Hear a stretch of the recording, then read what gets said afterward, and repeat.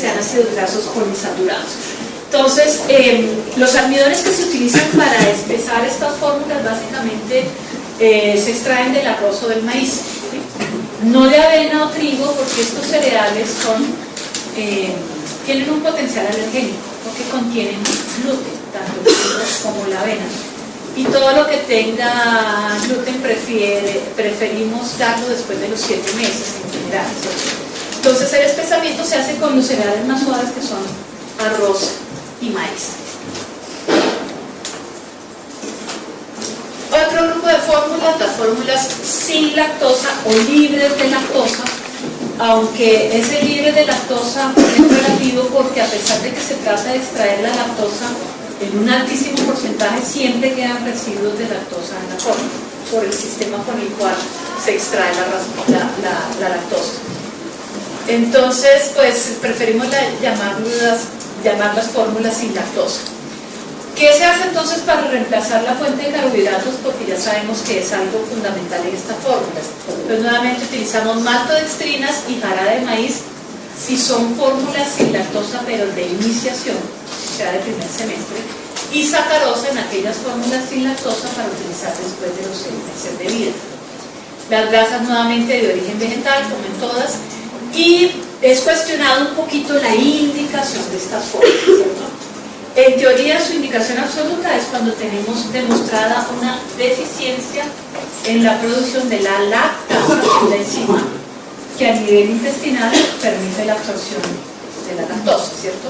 Entonces puede haber deficiencia congénita de lactasa, sí, se puede diagnosticar en el periodo neonatal, pero la gran mayoría de las veces la deficiencia de la lactasa es adquirida. De hecho, la gran mayoría de los adultos, ustedes lo saben, tienen en forma parcial deficiencia de la lactasa, por eso a medida que nos pasan los años toleramos menos adecuadamente la leche, ¿cierto? Y preferimos utilizar fórmulas parcialmente deslactosadas. Ustedes van a ver que a veces se utilizan las fórmulas sin lactosa para el manejo de los pacientes con enfermedad diarreica aguda. Sin embargo, la recomendación es que no se debe modificar la fórmula láctea. Entonces, un niño que está con diarrea y tiene alimentación láctea exclusiva a través de lactancia materna, se cae su peso, que la lactancia materna nunca se suspende, sigue con lactancia materna. Si lo que tiene es una fórmula láctea artificial, podríamos seguir la misma fórmula si evidenciamos desde el punto de vista clínico o de laboratorio que hay una intolerancia a la lactosa que está dada porque cuando se consume la fórmula hay flatulencia, hay distensión abdominal, las deposiciones son explosivas, más líquidas de lo usual, o porque por un colposcópico podemos determinar que hay una deficiencia de la lactasa, pues transitoriamente cambiaríamos la fórmula por una fórmula sin lactosa. Y este transitorio usualmente no es más de 15 días. Pero en principio, en el niño que tiene una enfermedad de diarreica aguda, hay que realimentarlo y realimentarlo con lo que normalmente venía comiendo. Bueno, entonces por eso se los pongo ahí un poquito interrogado. Y entre paréntesis que en caso de gastroenteritis aguda, un niño desnutrido y menor de 3 meses, el riesgo es mucho mayor porque ya tiene un componente nutricional. Entonces en estos casos podríamos transitoriamente cambiar su fórmula láctea infantil por una sin lactosa. Bueno, las fórmulas entonces cuya proteína es de origen vegetal, básicamente aceptada para los niños la proteína de soya. Entonces son las de proteína de soya, pero hay que tener en cuenta que el valor biológico de estas proteínas es inferior al de la leche de vaca y por supuesto la leche humana. Tiene un patrón de aminoácidos diferente, la cantidad de metionina y de carnitina es bastante inferior a la de la leche de vaca, por lo cual hay que suplementarlas. Por eso no sirve cualquier fórmula de soya que consigan en un supermercado. El contenido proteico total es mayor en gramos de proteína con respecto a las otras fórmulas. Y además son de poca digestibilidad, hay que hacerles algo de transformación, y son menos biodisponibles. Entonces, a la proteína de soya como tal, como se aísla, hay que adicionarle muchas cosas. Entonces los aminoácidos que hacen falta, ¿cierto? Hay que hacer algunas modificaciones en en su proteína para hacerla un poco más digestible y con mejor palatabilidad, es decir, con mejor sabor para que el niño la acepte fácilmente. Entonces son fórmulas completamente modificadas. Hay que adicionarles vitaminas y minerales que de entrada la proteína de la soya no la tiene. Hay que fortificarlas con zinc y hierro en forma importante. Recuerden que la soya y otras leguminosas contienen un alto índice de fitatos, y estos fitatos interfieren con la absorción de algunos minerales, especialmente del hierro y del zinc. Por eso siempre estas fórmulas tienen que estar suplementadas con hierro y con zinc para garantizar un aporte adecuado. Bueno, como la soya no tiene lactosa, y la lactosa es el carbohidrato principal en el primer año de vida, pues hay que suplementarlo de alguna forma, a través de polímeros de glucosa o de sacarosa. Recuerden siempre que la sacarosa, cuando se suplementa en una fórmula, es para consumos mayores de 6 meses y que no debe exceder el 20% del total de carbohidratos de la fórmula. La sacarosa predispone a sobrepeso y obesidad en etapas posteriores, ¿no? Y siendo una fórmula de origen vegetal, el contenido de grasas no es adecuado y hay que aumentarlo a través de otros aceites diferentes al original, como podría ser aceite de girasol y aceite de coco. ¿Cuáles serían las indicaciones para utilizar una fórmula de soya? Si ustedes revisan, antiguamente se usaban mucho las fórmulas de soya. No disponíamos de fórmulas sin lactosa ni de fórmulas extensamente hidrolizadas. Entonces, cuando se sospechaba, por ejemplo, una alergia a la proteína de la leche de vaca, pues se quitaba la proteína de origen animal y se reemplazaba por proteína de soya. Cuando se sospechaba que había una deficiencia de lactosa, pues se utilizaba una proteína de soya, teniendo en cuenta que tenía otros carbohidratos que de pronto también podrían ser de difícil digestión. Y se abusó del uso de las fórmulas de soya en alguna época, fenómenos de hipersensibilidad de todos modos. Entonces, a veces a las parcialmente hidrolizadas se les dice que son preventivas de una posible alergia a la proteína. Pero eso es fácil, porque si hay paso de moléculas de tamaño intermedio, pues puede generar un fenómeno de hipersensibilidad en el niño que tiene la predisposición, ¿sí? Entonces, si uno asume que el paciente tiene una alergia a la proteína de la leche de vaca porque lo demostró, debe utilizar una extensamente hidrolizada, ¿cierto? Porque si no, el riesgo de que pasen proteínas de tamaño intermedio existe y le da lo mismo, ¿sí? Y las parcialmente hidrolizadas, que las promueven como preventivas, pues uno no debe prevenir, ¿sí? El paciente que tiene riesgo de hacer la alergia la va a hacer con una parcialmente hidrolizada, con la leche de vaca o con la fórmula láctea artificial, ¿cierto? Entonces simplemente hay que hacer un diagnóstico adecuado. ¿Tiene o no alergia a la proteína de la leche de vaca? Si la tiene, pues la fórmula más hidrolizada. ¿Bueno? Pero entonces, el hecho de tener hidrólisis o de suero o de caseína simplemente les da una clasificación de diferentes de lo que nos han planteado. En este momento la gran mayoría tienen hidrólisis de ambos componentes, tanto de albúmina como de caseína, o sea, la hidrólisis es total. Entonces, las extensamente hidrolizadas les ponían menos de 1500 Dalton, pero casi que todas son de menos de 1200, ¿cierto? Tienen mínima cantidad de lactosa porque se les extrae también para evitar que haya intolerancia a la misma, hasta en un 20% sacarosa y complementados, pues, igual que todas, con maltodextrinas y jarabe de maíz.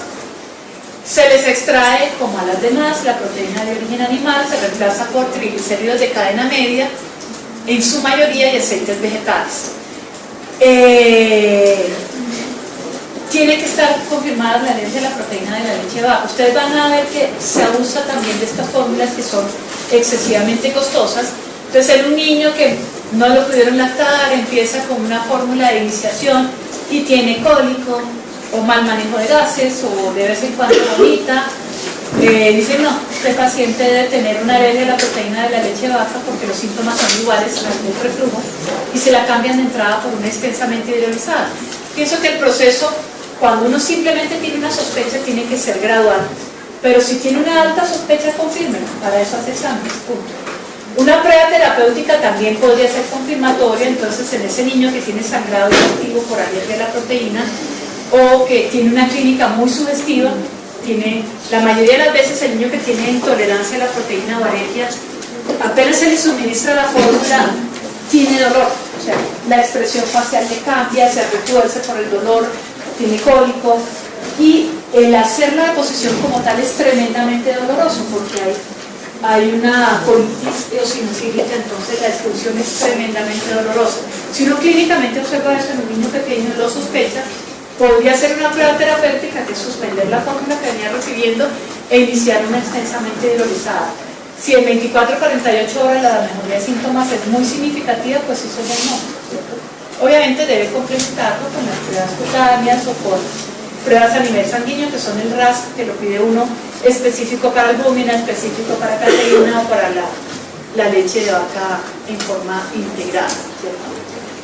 Pero a veces simplemente ante síntomas de reflujo, que como les digo, podrían ser similares a la alergia de la proteína o simplemente por tener cólico, hacen la modificación láctea y no es adecuado, ¿no? Entonces hay que llenar tres razones para cambiarla. ¿Por qué? Porque un niño que tiene alergia a la proteína de la leche de vaca requiere esta fórmula durante un año. O sea, el primer año de vida la debe tener y es extremadamente costoso.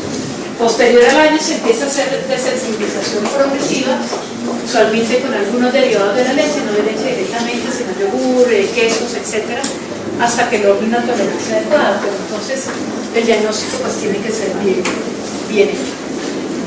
Las otras, entonces, las parcialmente hidrolizadas, los péptidos no son tan pequeños, como les decía, mal llamadas hipoalergénicas, porque no hay un punto intermedio acá. Tienen lactosa, algunas tienen factodestrinas y mezclas de aceites vegetales. Tienen mejor sabor que las extensamente hidrolizadas, por lo que les decía, entre más hidrolizada esté, más amargo y más pesado. Entonces, pues las utilizan a veces para mejorar la aceptación del niño, pero realmente no conseguimos el efecto deseado. Y prácticamente están con tendencia a desaparecer. Los que han visto leches en los mercados, sí, cuando es una tarea que van a tener ahora, que van a ir al supermercado o a Locatel o a Farmatodo o a cualquiera, y en la bahía de las leches las van a ver todas, ¿no? Para que vean, porque es que hay una tarea por grupos que se la puede decir ahora. Entonces hay que ver la composición de cada leche, de tipo de proteína, de carbohidratos, cantidad de vitaminas, etcétera, etcétera. Y van a darse cuenta que hay unas de las tradicionales que eran NAN, Enfamil, Similac, etcétera, que tenían dos letritas que decían HA, todavía van a haber algunas. Esa HA es de hipoalergénica, ¿sí? Pero progresivamente están desapareciendo por la poca utilidad y están siendo reemplazadas por las extensamente hidrolizadas. Y las extensamente hidrolizadas son poquitas, hay una que se llama Nutramigen, hay otra que se llama Pepti Junior, Altare, Alparen y otros que no los voy a confundir. Muy bien. ¿Qué más requiere que se le adicione a estas fórmulas especiales que acabamos de ver? En muchos casos nucleótidos, taurina e inositol, y tanto en las terapéuticas como en las convencionales progresivamente se han ido introduciendo probióticos, ¿sí?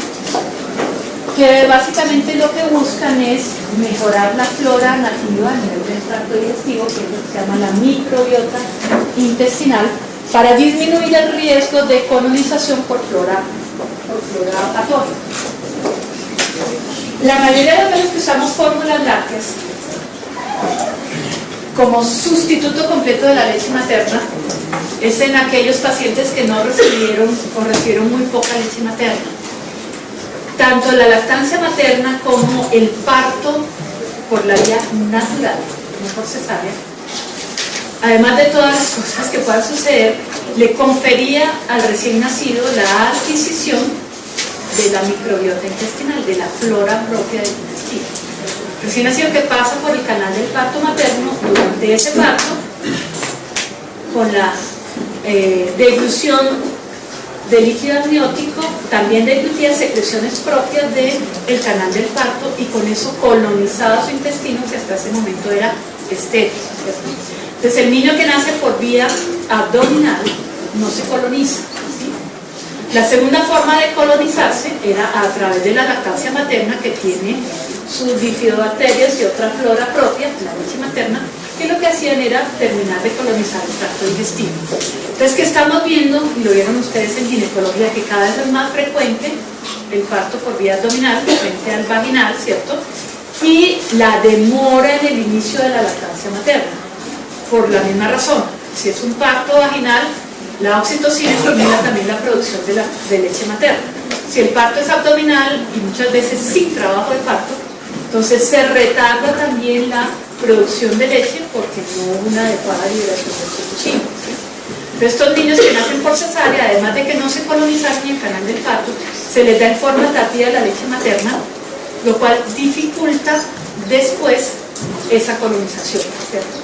Entonces comienzan las intolerancias, porque esa flora propia, esa microbiota, facilita la absorción de muchos de los nutrientes que vienen o en la leche materna o en la fórmula láctea, ¿sí? Entonces van a ver que los niños alimentados exclusivamente con una fórmula láctea artificial desde el nacimiento pueden tener más manifestaciones de intolerancia digestiva que los que nacieron por vía vaginal y tuvieron una colonización adecuada, tanto por la forma de parto como por la lactancia materna precoz en la primera hora de vida, ¿sí? Entonces empiezan los cólicos, el estreñimiento, la regurgitación, las agrieras, y se ha visto entonces que adicionando a las fórmulas lácteas algunos probióticos, que básicamente son bacterias, ¿cierto?, se podía mejorar entonces la digestibilidad de estas fórmulas y disminuir la sintomatología, ¿sí? Entonces van a ver, ahora que hagan la tarea, muchas formulitas que dice adicionada con de todo, ¿no? Adicionada con taurina, metionina, nucleótidos, que son fosfólidos, sacáridos, no sé qué, inteligentina, porque probióticos, sí, porque todo lo promocionan es para el desarrollo neurológico. Y hay propagandas de televisión, si su niño toma el Fagro va a ser más inteligente que nosotros, y ninguno de nosotros toma el Fagro, y pues, hemos aguantado, a mí no me dieron que estoy aguantado. Aparte de los probióticos, también les adicionan prebióticos. ¿Alguien sabe qué es un prebiótico? Porque los pro ya les dije que prebióticos, ¿no? ¿Han oído el término? Es un sustrato metabólico que ayuda a que el probiótico crezca en el medio final, ¿cierto? Y básicamente son carbohidratos, ¿sí?, que sumados el probiótico con el prebiótico forman lo que se llama una simbiosis, que favorece el crecimiento de estas bacterias, una multiplicación adecuada para que colonicen adecuadamente el tracto digestivo. Entonces, algunas formulitas ya entonces les van a decir, no solo tienen probióticos, sino tienen prebióticos, lo último, y colina, bueno, y otras sustancias. Muy bien. Entonces, ¿qué hacemos con este derroche de fórmulas lácteas, cierto? ¿Qué vamos a hacer? Ustedes lo que le intentan es decirle a la mamá qué le echan todo el deseo. Entonces, insisto, ojalá no toque hacerlo nunca, ¿cierto? Ojalá todos los niños que ustedes a partir de este momento van a ayudar en su crecimiento y desarrollo. Conste que me pasó el tiempo, pero porque la doctora Maldonado me dio permiso. No hubiéramos acabado. Idealmente, lactancia materna exclusiva 6 meses y complementada con otro tipo de alimentación no láctea hasta los 2 años de vida. Pero en el caso de que a ustedes les toque hacer una formulación por cualquiera de las razones que vimos, ¿qué deben tener en cuenta? ¿Cuál es la fórmula indicada? Y la escogencia de qué depende. 1, de la edad del niño, menor de 6 meses, de 6 meses a 1 año, mayor de 1 año. 2, de que tenga o no alguna condición agregada, reflujo gastroesofágico, estreñimiento, alergia a la proteína de la leche de vaca, deficiencia congénita o adquirida de la lactosa, prematurez y bajo peso al nacer, etc. Pues esa es la idea, sobre todo a nivel institucional. Yo no puedo poner un alumno ese 26 porque pues me estoy comprometiendo con una industria, ¿cierto? Entonces desde el punto de vista ético pues es correcto. Obviamente, pues yo soy pediatra y a nivel de consultorio que hago muchas veces, yo llevo, pues, toca confesarles, llevo 30 años manejando niños, ¿cierto? Entonces obviamente uno sabe de pronto cuál es mejor tolerada que la otra, o dependiendo de las condiciones económicas, culturales, etcétera, cuál les va mejor o no. Porque dentro del espectro de una intolerancia a la lactosa está dada porque cuando se consume la fórmula hay flatulencia, hay distensión abdominal, las deposiciones son explosivas, más líquidas de lo usual, o porque por un microscópico podemos determinar que hay una deficiencia de la lactasa, pues transitoriamente cambiaríamos la fórmula por una fórmula sin lactosa. Y este transitorio usualmente no es más de 15 días. Pero en principio, en el niño que tiene una enfermedad de la raíz aguda, hay que realimentarlo y realimentarlo con lo que normalmente venía comiendo. Bueno, entonces por eso se los pongo ahí un poquito interrogado. Y entre paréntesis que en caso de gastroenteritis de origen vegetal, como en todas, y es cuestionado un poquito la indicación de estas fórmulas, ¿cierto? En teoría su indicación absoluta es cuando tenemos demostrada una deficiencia en la producción de la lactasa, la enzima que a nivel intestinal permite la absorción de la lactosa, ¿cierto? Entonces puede haber deficiencia congénita de lactasa, sí, se puede diagnosticar en el periodo neonatal, pero la gran mayoría de las veces la deficiencia de la lactasa es adquirida.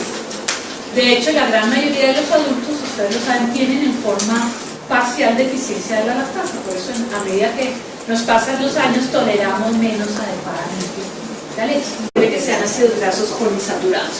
Entonces, los almidones que se utilizan para espesar estas fórmulas básicamente se extraen del arroz o del maíz, ¿sí?